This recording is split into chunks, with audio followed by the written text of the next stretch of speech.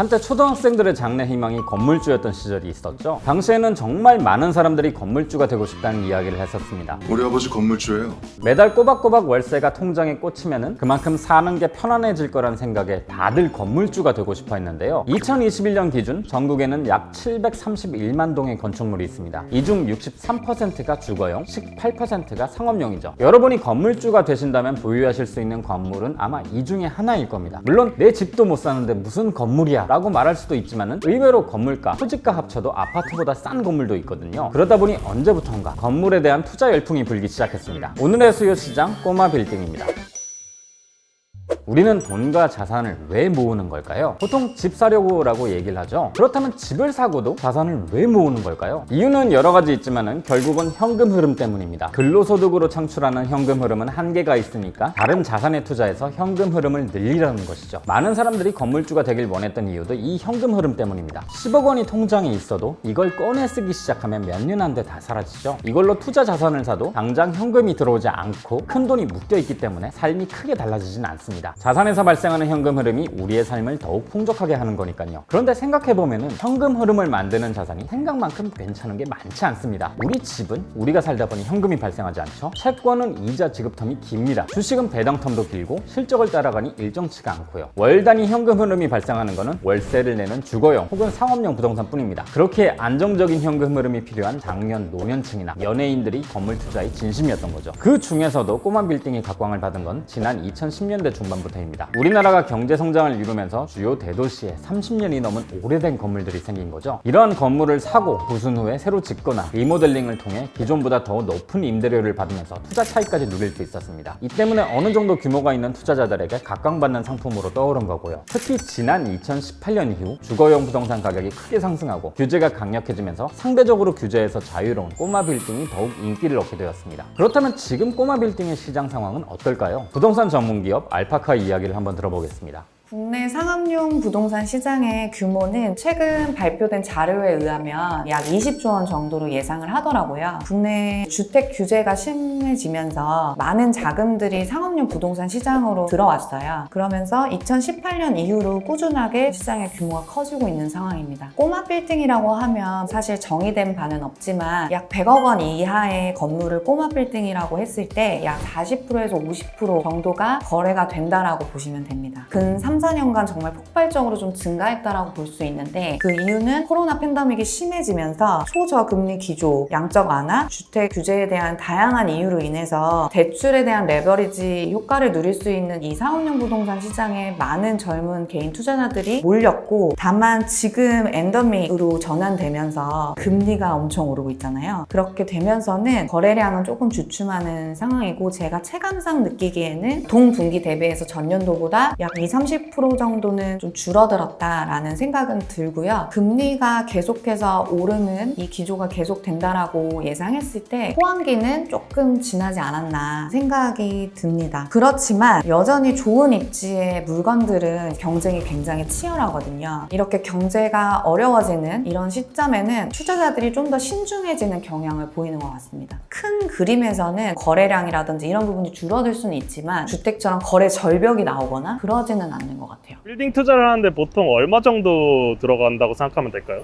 실질적으로 제가 제안 드리는 거는 한 10억 원 정도의 현금이라고 말씀을 드려요. 왜 그러냐면 매물이 좀 희소하기도 하고 5억에서 10억 정도로 볼 수 있는 물건들이 사실 생각하시는 것만큼 되게 멀쩡한 건물보다는 엄청 낡고 허물어져 가는 그런 형태의 물건들이 많거든요. 그런 형태의 물건들은 보완을 해야 되는 추가 비용들이 발생하기 때문에 여유 자금을 확보를 하는 것이 중요하고 그런 점에서 제 생각에는 최소한 10억 원 정도를 확보하신 이후에 접근하시는 것이 안정적이라는 생각이 듭니다. 빌딩을 고를 때 가장 중요하게 봐야 될 게 있다면 그게 뭘까요? 첫 번째는 입지입니다. 건물을 매입한다라고 하지만 사실상 건물 매가의 가장 많은 부분을 차지하는 것들이 대지가예요. 이 토지 같은 경우에는 특징이 절대 움직이지 않고 도망가지 않습니다. 그래서 내가 이 땅을 사게 되면 사실 주변 환경은 바뀔 수 있거든요. 그러니까 주변 호재라든지 지역적인 특성 같은 거를 충분하게 고려하셔서 좋은 입지에 건물을 매입하시는 게 굉장히 중요해요. 투자용으로 매입을 하시는 거기 때문에 그냥 완전하게 완벽한 건물을 매입하시는 것보다는 시세 시세보다 조금 저렴하더라도 혹은 좋은 입지면 좀 비싸더라도 내가 손을 대서 건물의 가치를 높일 수 있는 여지, 그 갭이 있는지를 충분히 고민하시는 게 중요합니다.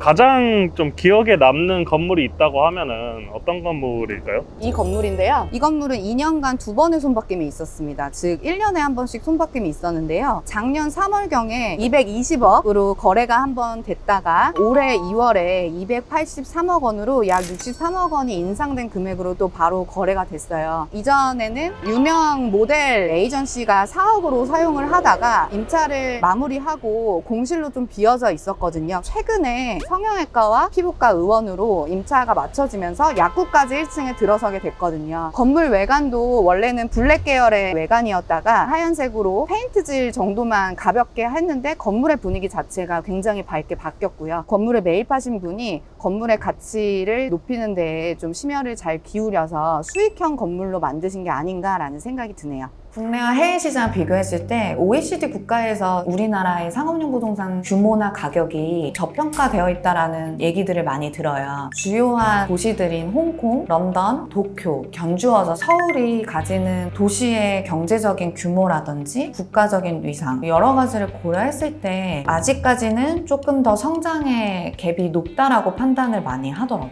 그런 측면에서 해외 투자자들의 국내 상업용 부동산에 대한 투자가 계속해서 증가하고 있는데 작년 해외 투자 규모가 19억 달러라고 하더라고요. 우리나라 같은 경우에는 리츠라든지 이런 것들의 개념이 아직 보편화가 되어 있지 않은 상황이고 그런 부분이 외국계 자산 운용이라든지 외국 개인 투자자들이 꾸준하게 우리나라를 주목할 수밖에 없는 이유인 것 같습니다. 꼬마 빌딩의 전망은 긍정적이라고 생각합니다. 빌딩 중개 시장은 엄청난 자산가들만이 할 수 있는 그들만의 리그라고 하는 장벽이 꽤 높았다고 생각을 해요. 주택 대비해서 빌딩 같은 경우에 좀 베일에 쌓여 있었다면 최근에는 실거래가도 다 공개되고 건축행위 같은 부분들도 굉장히 투명화가 많이 됐어요. 그러면서 개인 법인을 소유하고 계신 분들 혹은 사옥을 찾는 많은 투자자들이 이 시장으로 들어왔거든요. 그런 부분이 지금 굉장히 큰 전환점이 됐다고 생각해요. 그리고 빌딩 같은 경우에 가장 큰 장점은 땅을 살 수 있다는 거라고 생각하거든요. 이 땅의 가장 큰 특징은 부증성이에요. 공급이 완전하게 한정되어 있고 현재 다른 투자 대비해서 대출이 굉장히 용이하다는 그런 투자처라는 점에서 지금 고금리 기조로 인해서 약간 주춤하고 있지만 이게 영원히 가지 않거든요. 오히려 다음 상승 사이클에서는 이전보다 좀 더 큰 상승세를 가져가지 않을까 기대를 하고 있습니다.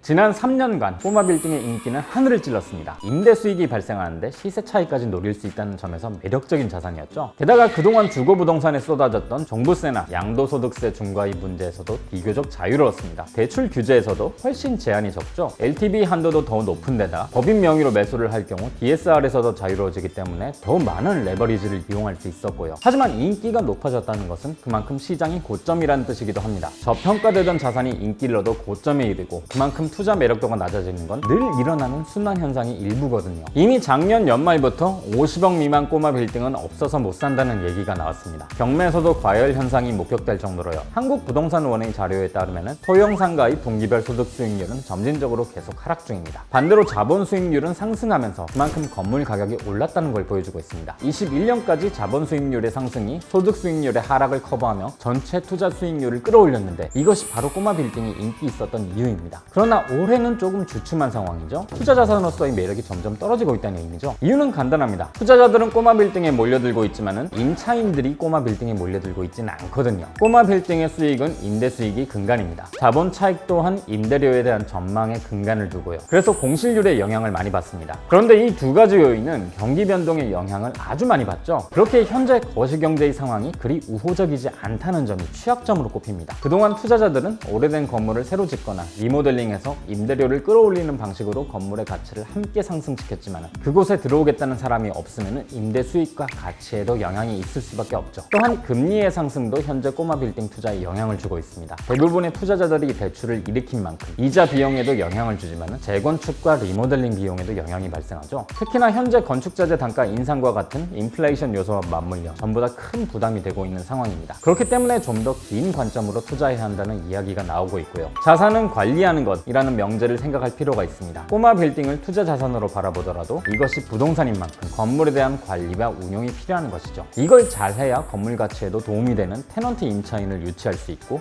오랫동안 임대 수익을 얻을 수 있습니다. 단순히 투자로만 생각하면 조금 위험할 수 있는 시점이라 할 수 있겠습니다. 투자와 경제를 이해하기 위해선 산업과 시장에 주목을 해야 합니다. 영상이 마음에 드셨다면 좋아요와 구독 부탁드리고요. 그럼 다음 수요일에 새로운 수요 시장에 대한 이야기로 찾아뵙겠습니다. 안녕히 계세요.